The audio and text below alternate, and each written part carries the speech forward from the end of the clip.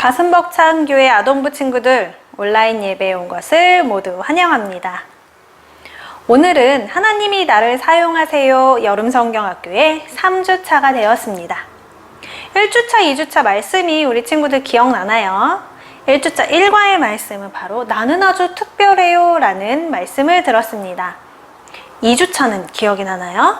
2주차는 내게는 목적이 있어요 라는 말씀을 주셨는데요. 나를 구원하셔서 나를 특별하게 세워주신 하나님께서 특별해진 나에게 삶의 목적을 주셨었죠?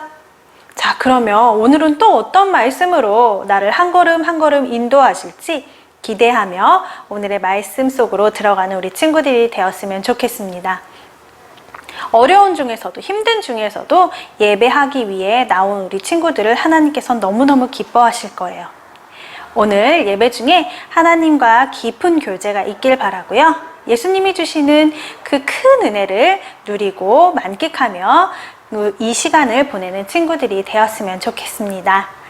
하던 거, 생각하던 거 다 내려놓고요. 오직 하나님만 바라보며 나아가는 시간이 되길 바랄게요. 그러면 기쁨의 예배를 시작해 볼까요? 사도신경으로 다 같이 오늘의 말씀 예배를 시작하도록 하겠습니다.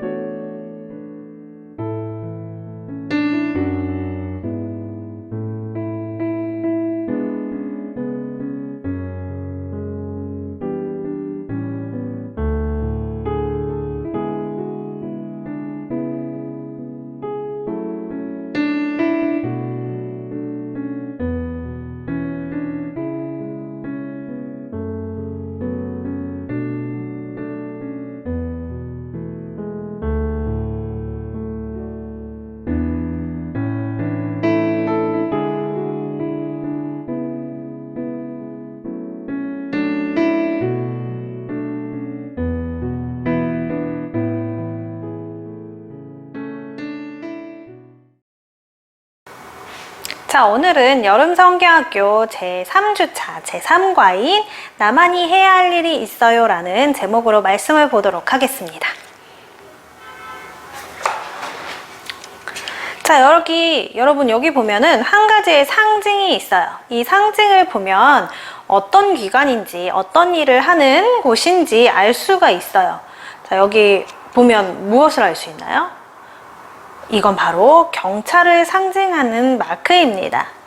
자, 여러분이 이 경찰 배지를 달고 있는 경찰관들은 어떤 일을 한다고 생각을 하나요?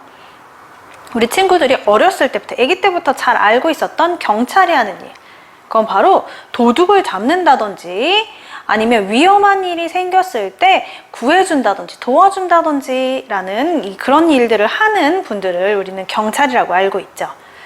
과연 경찰은 모두 다 같이 그런 일을 담당하고 있을까요? 경찰은 도둑을 잡고 위험에 처했을 때 도와주고 이런 일을 모든 경찰들이 하고 있을까요? 이렇게 우리가 알다시피 도둑을 잡는다든지 위험에 처했을 때 온다든지 하는 그런 경찰관들은 바로 생활 질서를 담당하는 경찰들입니다. 일상생활 속에서 일어나는 범죄들을 담당하는 경찰관들이죠. 또 경찰에는요, 수사경찰이라는 경찰이 있습니다. 이 수사 경찰은요, 무엇을 하냐면 이제 범죄가 일어났을 때 수사를 하는 경찰들을 말하는데, 우리가 잘 알고 있는 형사가 있죠. 이 형사들은 강력 범죄나 마약 사범이나 혹은 폭력 등의 아주 좀 강도 높은 범죄들이 발생했을 때 그것을 수사하고 담당하는 역할을 하는 경찰관들이 바로 형사인데요. 우리가 드라마나 영화를 통해서 자주 접하는 경찰들이 바로 이 형사들입니다. 또 이렇게 일상생활이나 강력 범죄 말고도 또 다른 수사를 하는 경찰관들이 있는데, 요즘에 많이 생겼죠. 바로 사이버 수사관입니다. 이 사이버 수사관은요, 인터넷상의 사이버상의 사이버 테러라든지 아니면 사이버 폭력이라든지 이런 일들이 너무 빈번하게 일어나고 있어서 이런 것들을 담당하는 형사들이 새로 생겼죠. 사이버 수사관이라고. 경찰에는요, 또 다른 경찰이 있습니다. 우리 친구들이 길에서 많이 마주칠 수 있는 경찰들이죠. 바로 교통경찰입니다. 교통 질서를 담당하는 경찰들인데요.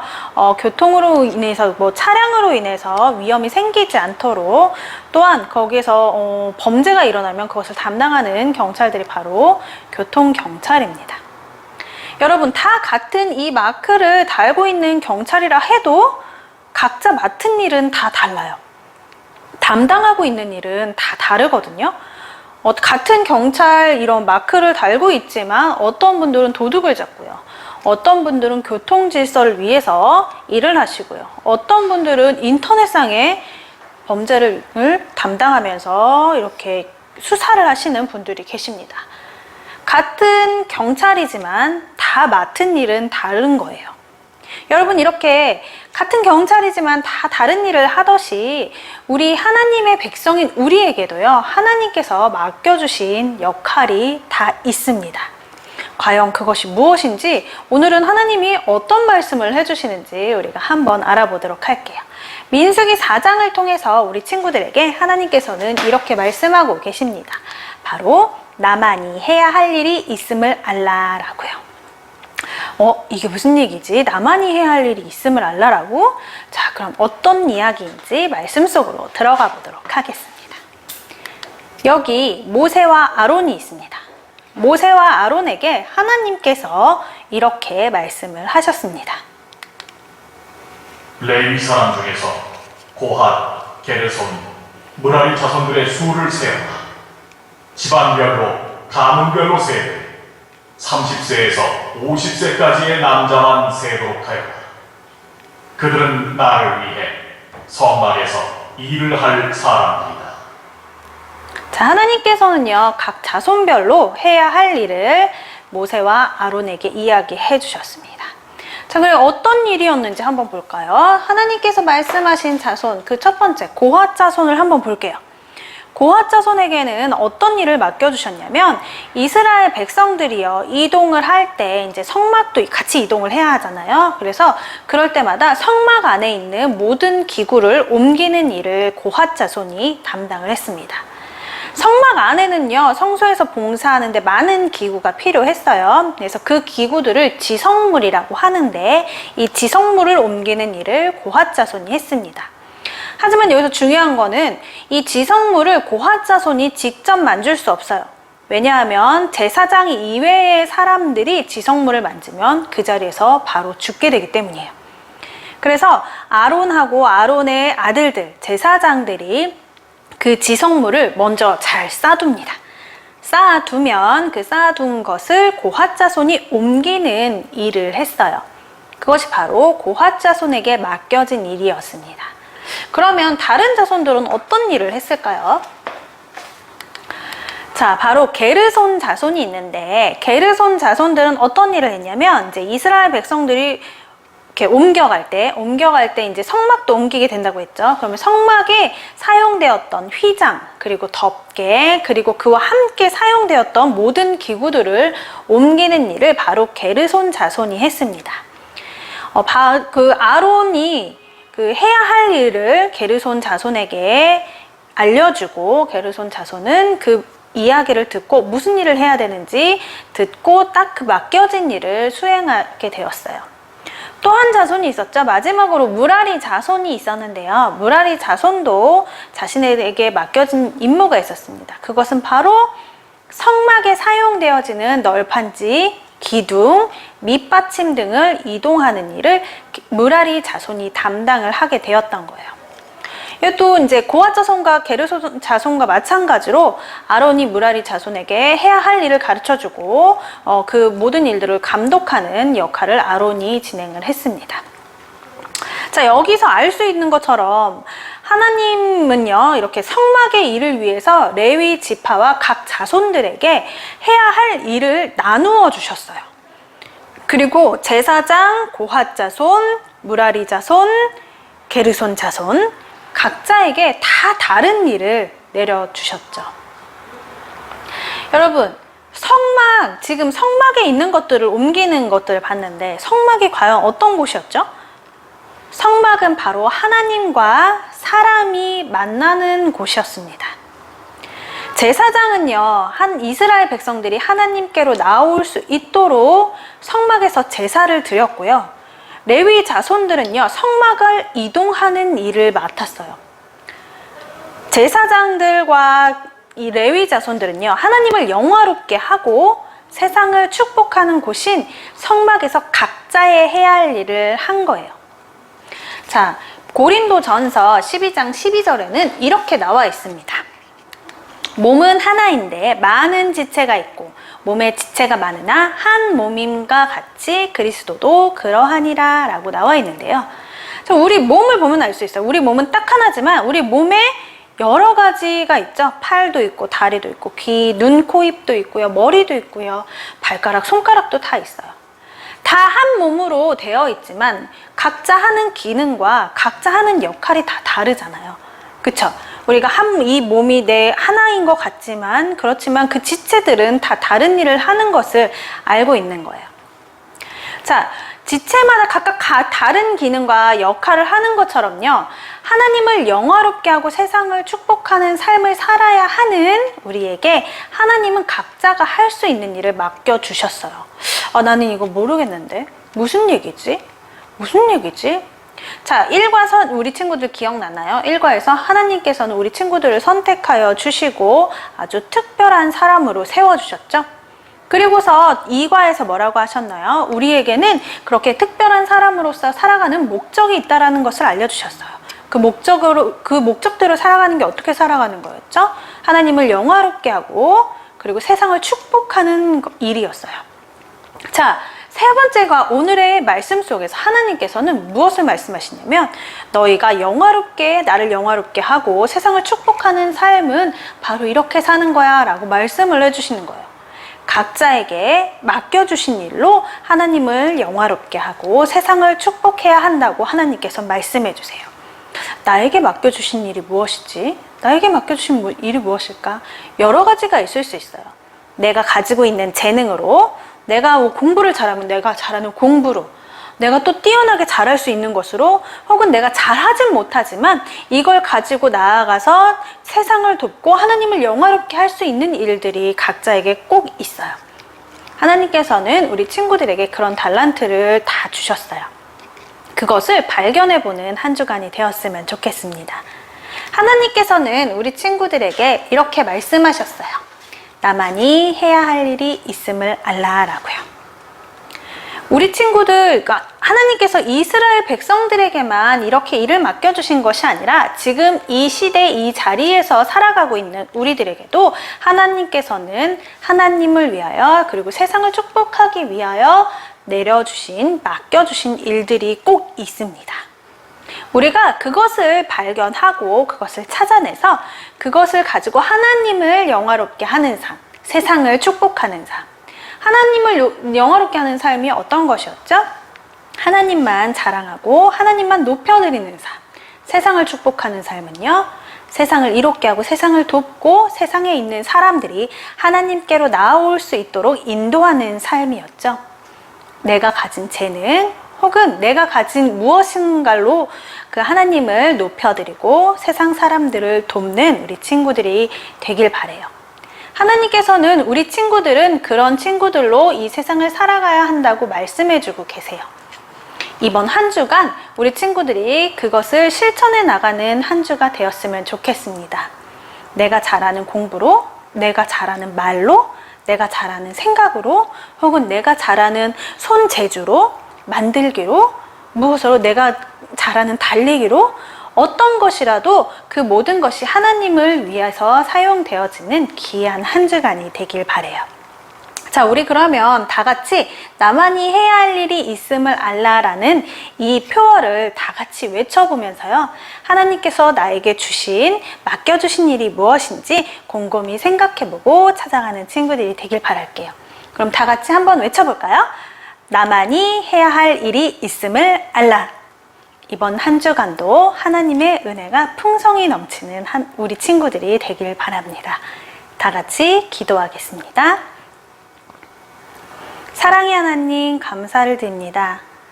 하나님, 나를 특별하게 하시고 또한 내가 특별해졌을 때 나에게 살아가는 목적을 주시고 그 목적대로 사는 것이 어떻게 살아가야 되는지 방법을 하나씩 알려주심에 감사를 드립니다. 하나님, 내가 가진 어떤 것으로도 무엇이든 그게 좋은 것이든 아니면 연약한 것이든 그 어떤 것으로도 하나님을 영화롭게 하고 세상을 축복하는 삶을 살아가는 친구들이 되게 해주세요. 나에게 맡겨주신 일이 어떤 것인지 발견할 수 있는 친구들이 될 수 있도록 주님 인도하시고 그 발견되어진 것을 귀하게 사용하는 우리 친구들이 될 수 있기를 원합니다. 일주일 동안 이 말씀을 붙잡고 살아갈 수 있는 친구들 될 수 있게 도와주세요. 내가 잘하는 것 혹은 내가 잘하지 못하지만 그 무엇을 가지고 하나님을 영화롭게 할까? 세상을 어떻게 축복할까? 고민하고 하나님과 나누는 친구들이 될 수 있게 도와주시고 그것을 하나하나 실천해 나가는 귀한 우리 하나님의 자녀들이 될 수 있도록 주님 인도해 주세요. 하나님, 어려운 시대에 하나님의 말씀에 귀 기울이고 어려운 시대에 더욱더 하나님의 뜻을 발견하고자 노력하는 우리 친구들이 될 수 있도록 주님 인도하여 주세요. 일주일의 삶도 하나님께서 축복하여 주시고 인도하여 주실 줄 믿사오며 예수님의 이름으로 기도드렸습니다. 아멘.